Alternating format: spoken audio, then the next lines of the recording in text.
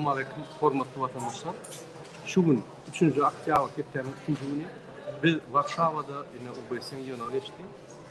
Birinji tapyr közi öýlenden soň ikinji tapyr bolýar. Meniň ýanymda hemişe ýaly Warşawa dostum Serdar Zenpesov. Biz size şu gün bolup geçen wagtlar düşündirjek bolduk. Ýa boldy. Ine şu gün ýygyna saat 9-da 10-da başlady. Hälem ýygyna dowam edip dur. Şol ýerde ezafi mesele ýagny Türkmenistanda saýlawlar. Her derejeli saýlawlar ýagny regional, vilayatlar, etraplar we parlament, prezident saýlawlary barada gepleşip boldy. Ýa şol ýerde beýli seýlikmi, seýli beýlikmi, emhemleşlik Türkmenistan vekili çıkış etdi. Türkmenistan'a hem medat güýýäli bir elektronly saýlawlar etjek bolýar gelecek ýyllarda. Ine Türkmenistan'da bir invalidler hem parlamentte saýladyk. Köýler hem saýladyk. Parlamentde hemmeler ine ýa-ni uly meseleleri çözýär. Aýra men şu zatlar işlemde bir başga bir döwletiň gurulmka diýen Türkmenistana. Şu ýaly Türkmenistan vekilleri bütün dünyadaki cemiyeti alıyor. O zaman gelikerizm ayağı o çıkıştı berekeler. Olan hakiki Türkmenistan'ın bu geçen hafta oydu. Tam min çıkıştı. Benim Türkmenistan'ın 91-nji ýylyň başlap iki kandidatı prezident saýlawy 91-nji ýylda 92-nji ýylda ondan soň bolsa Türkmenistan'a saýlaw başlanan bu tordy saýlaw bolmady. Diňe prezident ýa awtomat ýagdaýynda saýlandy ýa-da falsifikasiýa saýlandy. Bizde şoňdan saýlawlar tordy. Türkmen halky şondan soň saýlawlary, azat saýlawlary, açyk saýlawlary ýa-ni prozraşny saýlaw geçirilmedi diýip men düşünýärim çykşymda. Ony ABS-ň YouTube-unda görersiň, noktalar çykşy. O tilini aýdýan bolan o ýerde terjime edýär. Ine şu ýaly ýynak geçdi. Şu Türkmenistan'ın hükümeti halkara gurumlaryň meydançalaryna bütün dünýäni arlap gelýär. Biz şu ýerde şuraya halkara meydançalarda görüşimiz bulunmaly. Ol gaty wajyp görüş sebäbi bular bütün dünýäde çykyş edip özüne likvidni saldyk bolýar. Ýagny kredispassobность. Bular bir hökümet, bular bir halk meselelerini çözýän diktatorlar diýen, ýa-ni bu milli lider halk saýlady. Bu görgüli halka atkaz etmän soň milli lider boldy. Oğul bolsa Türkmenistan'ın hemme adamlar saýlady, 70% adamlar fesipet aýgarat bular diňleseň, bular bir döwletiň gurulmagy, demokratik ýolga gurulmagy ýöne hakykatdan bolsa ýa-ni Gurbanlyň hökümetem süpgarlyk ödýär. Mecbur ýagdaýda ýa kedil waýdan ýa-da şuro berýän pullar tabok edýän biz bilemdik. Ýöne ýa-ki bir şol emhemeşkine gürleşip bolup görýär. Gaçpýor biz onu tutunamak. Ýa-ki ýygnak başlaýar, soň edýär. Ýygnak utarmaka da gaçyp gidýär. Biz bolsa çykyşymyz bar diýip ýa çykyş etdiler ýok. Odan terribde ýok, wagtda ýok, ýöne tutuşak bor, gürleşip bor. Ine şu ýaly halkara meydançalarda opozisiýa güýçli, opozisiýa Türkmen hükümeti bir zat diýdi, opozisiýa 3-4 ýere çykyş edip 4-5 ýere çykyş edip onu ýatyrýar, onu aýdan ýarançylar. Şu ýalda bolup geçer. Şu gün 2-nji gün, şu hakyky gepleşikler hökümetler başlady. Şuňa çelli düýün diňe hökümetler öz ýa-ni diýişlerini aýtdylar we şonuň bilen açyş boldy. Şu ýaly birinji çykyşlar boldy.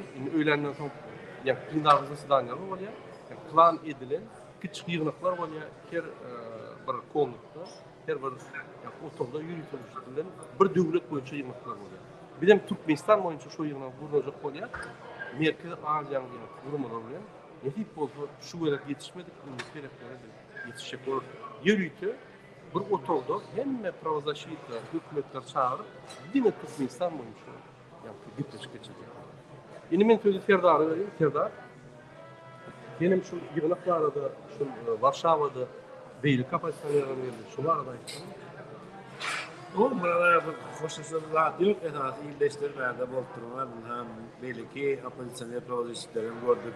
Fakulynlygyň ýyllar bolsun, Karim, Başgalasy, Ýuliýa Dağlaryň gowy çykşetlere bu oturda görüp hemmesini görüp Hakikaten bu hükümetin представителleri, Türkmenistan hükümetinin представителleri o kıynansakken tanıyaz kaysedarlamış geldiğini biliyoruz. Sıptıranaklar kaçıvaydın tüyeleri sonradan suratlarını, videolarını düşürdük, kimliklerini anlatmadık. Kaçıyalar, bizim bilen duşmana korkuyalar, şu adamların terk ettiler, kaç gittiler, govu dikurlar gittiler. Buradan ait Türkçelerden bu nire var yani o derdi öyle şu buradan biz çekesim geliyor. Her bir birleşik tutarının son esasın moderatör alıp barcı ayga öztürlerdi. Bundan yaz demokratiyanın yenecektiğini, ehli dünyada bir umut bildirirler. Yevrosoyuzun bu kızında Yevrosoyuz olsun dünya kurumları demokratiyanın yenecektiğini tiranların ve diktatörlerin dünya yüzünden ayrılacaktığı yarat yoş signal veriyor açık diye yani demokratiyanın yenecektiğini Çin bölümümüzden bundan yarısı. Bu hem bak o da büyük köşklük. Hayır mı bana? Ama inni bir ara kesmedi. Öz daklatlarını değil. Anglia, Amerika, Belgiya, Fransa, Gollandiya yani başka Arap devletlerinin vekillerine, yönetim vekilleri var. Dışişleri İşler Ministrinin vekilleri var. Biz bunu daklatlarımız verir ve etrafı daklarını yemerden bu vurulmaçılıklı işleyen vurulan organizasyonları iyi var. Şoň üçin biz yönetişiklerden de ýangylyktyrýar, hemme mümkinçiliğini ulanýar. Türkmenistan problemalaryny ýangylyktyrmaly. Türkiýede bolup geçen Erdogan tarapyndan bir kontrol var. Bizim vatandaşymyz Türkiýede deport lagerde haklar bozulýanlar. Türkmenistan'ın içinde bir topak adam türmede yatıp yani udugoda suud edilmedik cinayetten aşağında yatıp şu sebepli türmelerde 10-20 yıllık oturan adamlar vardı. Bizde rıhta tarihler var. Şu tarihlerin dostu hükman ayrı. Yine Suriye'de halkara meydançalarına hükman görüşür. Dine profesörler de. Dine Türkmenistan içinde profesörler.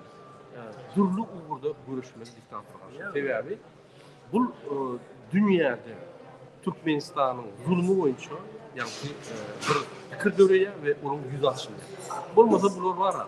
Bütün dünyanın Allah geliyor, otuyor. Yani her son 2-3 yıllar o bir gep başladı. Ondan bize çelik aktiviteler Pakistan'da işledi.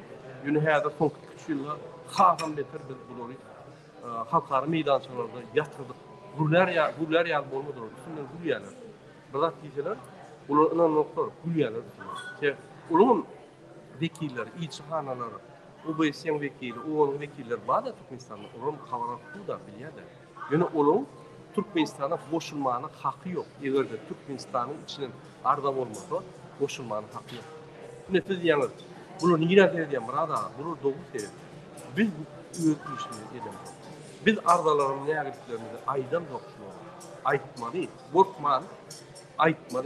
Men şehitler deyip aytsa bunlar Türkmenistan'ın halkara konvensiyonel itaatına cevap çekiyor.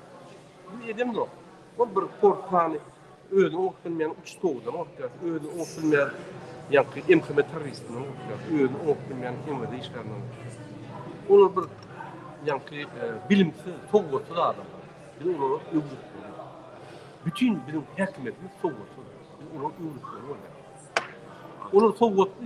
Korrupsiya etmeni, pul yığnamanı, size şantaj edip bir schemalar biz bolok deyip sizden kullanmanı, onlar dünyanın şampiyonu diyorlar.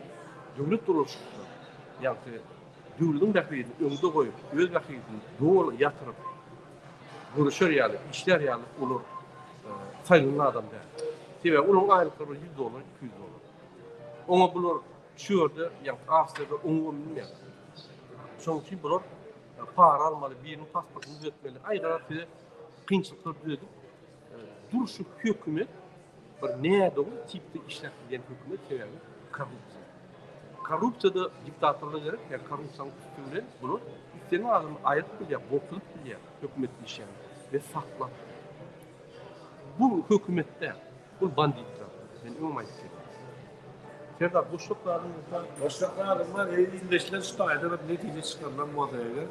Gün gürleme günü, gün gepleme günü. Her kim hakikati aytmalı ve ayyan insan sanının neçe köp bolsa şonça hem güýçli bolýar demokratiýa we bu ýene aýlanıp gelip şoňa geldik.